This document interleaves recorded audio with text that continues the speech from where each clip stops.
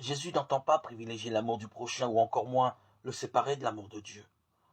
En témoigne son dialogue avec le docteur de la loi, ce dernier qui pose une question très voisine de celle du jeune homme, se voit renvoyé par Jésus aux deux commandements de l'amour de Dieu et de l'amour du prochain, Luc 10, 25-27, et il est invité à se souvenir que seule leur observance conduit à la vie éternelle.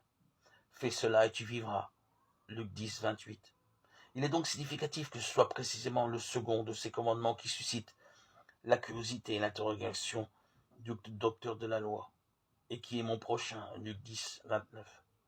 Le maître répond par la parabole du bon samaritain, parabole clé, pour la pleine compréhension du commandement de l'amour du prochain, Luc 10, 30-37. Les deux commandements auxquels se rattache toute la loi, ainsi que les prophètes, Matthieu 22, 40, sont profondément unis entre eux et s'interpénètrent. Jésus rend témoignage de leur indivisible unité par ses paroles et par sa vie. Sa mission culmine à la croix rédemptrice, Jean 3, 14, 15, signe de son amour inséparable envers le Père et envers l'humanité, Jean 13, 1.